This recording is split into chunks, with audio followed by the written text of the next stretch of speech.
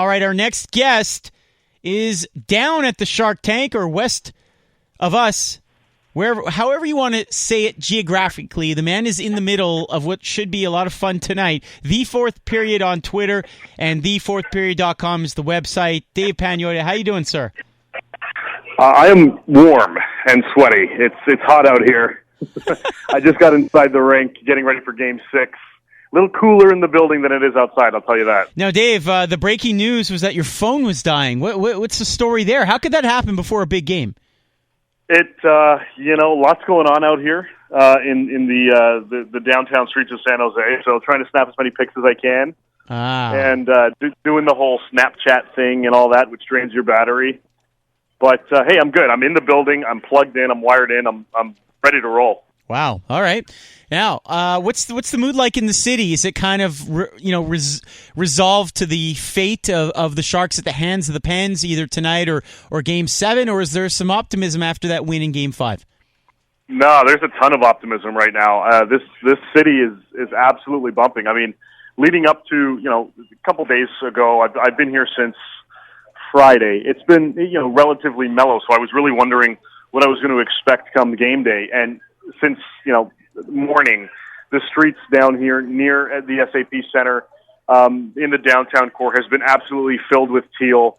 You got jerseys all over the place. You got people yelling, "Let's go Sharks." There's a ton of excitement here for this game. They genuinely believe this is going to 7 and that they're going to take it. And that's what you want from your fan base. So there's a lot going on right now in the city. They've got a cool outdoor event going on, and there's a concert. There's a bunch of activities and games. It's cool to see, and it's entertaining as well. So especially for the fans here. I mean, they're loving it. First time in the Stanley Cup final. A far cry from last round early on against the Blues when there were still some empty seats, right? Oh, it's sold out. Yeah, there were some Penguin fans that I talked to earlier today that picked up a pair of tickets right before Game 5 ended for just over $800. So. It's this place is rammed. It's standing room only, and I mean, look, any market when it comes to the Stanley Cup final, this is how it's going to be. And people questioning San Jose, if I could reach through the phone and give you a nice little smack, I would. This is it's a hockey market. It's a loud market. I got a couple of friends that play here, and they've always been an advocate of that. And this is my first time here in San Jose, and so far. I'm buying in. I believe it. Hold on a second. Of all your traveling, and it's quite extensive annually, you've never been to San Jose? This is my first time. This is one off the bucket list. I got actually 5 more to go before I've hit all 30 markets. And I'm not sure why, to be honest, but I'm certainly impressed by what I've been seeing in the last 5-6 hours. Chatting with Dave Pagnotta live from the Shark Tank here on Game Points with Matthew Ross. Game 6 coming your way a little later on tonight on TSN 690, Sharks versus Pens. The fact that Thomas Hertl is not again in the lineup for the Sharks tonight, how big of a deal is that?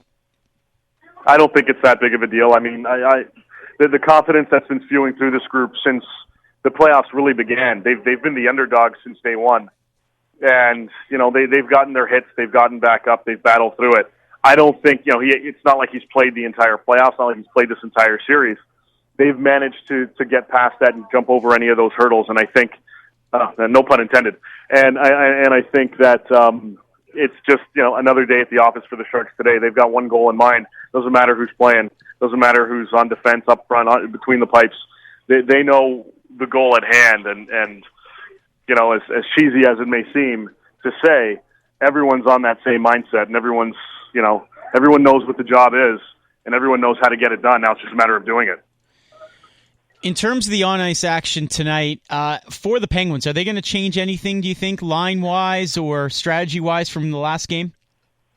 Well, I was really impressed, by the way, when they were down 2-0 within the first 3 minutes of Game 5. I was really, really impressed by how Geno Malkin and Sidney Crosby, together on the same line, just absolutely dominated. I actually thought I was going to see more of that throughout the course of that game to seal it for Pittsburgh. Obviously, that wasn't the case. If the Penguins get in a bit of a rut early on in this game, or at any point in this game, I wouldn't be shocked to see Sullivan put those two guys back together, and maybe they keep them there for the rest of the game if they prove to be as dominant as they were.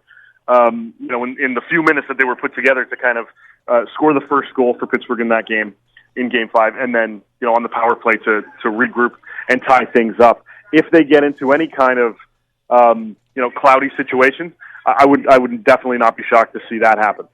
Dave, there's been complaints from fans about the referees not calling enough penalties in this series, how it's kind of like 2002 hockey all over again. Is your take on that the same? And also, if you believe that's the case, is one team getting shafted more so than the other? No, I think the whistles have been put away pretty evenly throughout the course of the series. Different fan bases gonna have their different opinion.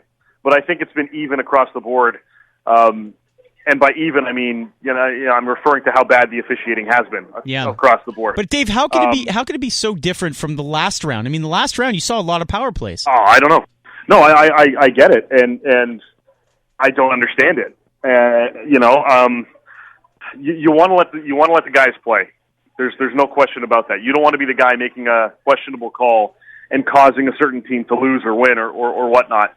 So I understand it from that perspective, but at the same time, nothing has changed really since November to now, or January to now, or April to now, or May to now. So you scratch your head, you question it, but at the same time, this has been going on for as long as I can remember. So you just kind of sit back and accept it and take it.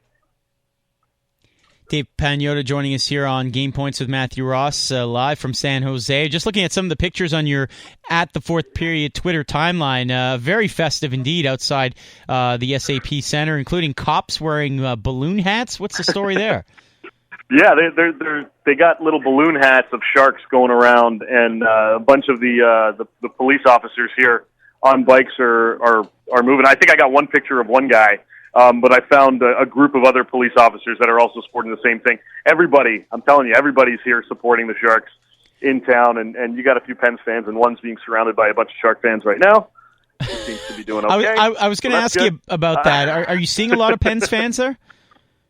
You know what? Yeah, actually. I mean, not as many as I anticipated. But so far there's enough for me to remember that there's enough. So once I get into the rest of the building and get into the rink side, I'll be able to take a look when the fans come in just to see how many, black and yellow there really is. But I think it's certainly going to be overpowering of teal, and as it should be. But I don't think there's too many Pens fans. But I mean, this is what you want to see. You want to see both sides represented, and regardless of what happens tonight, that should be the case across the board. Dave, just wrapping up with Dave Pagnotta from thefourthperiod.com here on Game Points with Matthew Ross. So looking at these two teams, it's a copycat league. All professional sports is. Anything in your estimation that the Sharks and Pens are employing or doing this postseason that you think will try and be replicated by other teams this offseason? I think, if anything, Pittsburgh has kind of reinforced the fact that you need three legitimate lines to compete in the National Hockey League. The Kings had it when they won. The Blackhawks had it when they won. But everyone just kind of gave it a pass and just said, well, it's the Kings. They're built for the playoffs. It's the Blackhawks because, they're the Blackhawks and really good. So everyone kind of swept it under the rug. I think the Pittsburgh Penguins have reinforced the fact that you don't necessarily need your top two lines to be filled with stars. Outside of Crosby and Malkin, you've got rookies on these top two units that are getting the job done and clicking with those two guys. But you still need a third line to be potent, just as responsible offensively as they are defensively. And for the most part, Pittsburgh's third line, which of course is Kessel, Bonino, and Hagelin. And these guys are quick. It's a fast-paced unit. They can get back on the rush for the most part, Phil Kessel excluded most of the time. But they're playing both ends, and they're contributing offensively. I think, if anything, teams are really it's kind of been beaten into some of their heads that if you want to compete for the Stanley Cup and you feel you have a legitimate chance of doing that you need your third line to be as good as your second line. And I think teams are going to replicate that moving forward.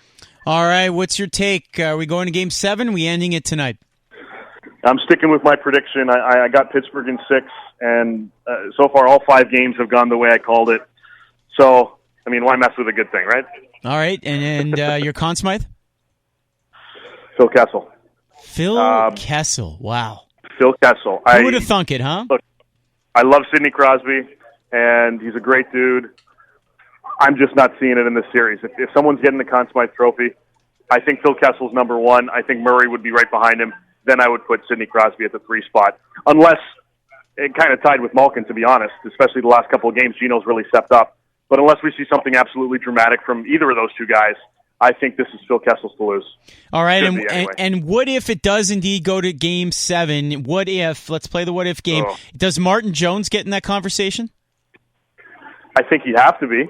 Yeah, I mean, the way he performed last game in Game 5, setting the record for the amount of saves in an elimination game in the Stanley Cup Final, I don't see why you wouldn't. I would say that Jones, from the Sharks' perspective, I think Logan Couture is leading that pack, and for good reason. But if it gets to Game 7, and if we see a similarity in Jones's performance today as we did this past week in Game 5, then you have to put both of those guys right at the top of the list. It's really reminiscent of when the Kings first won, and Dustin Brown and Jonathan Quick were kind of 1-2 in that race for in 2012 for Conn Smythe, and Quick kind of got the nod on that one. If the Sharks get to Game 7 and ultimately take the Stanley Cup, I wouldn't be shocked if it goes to either of those two guys, Couture or Jones.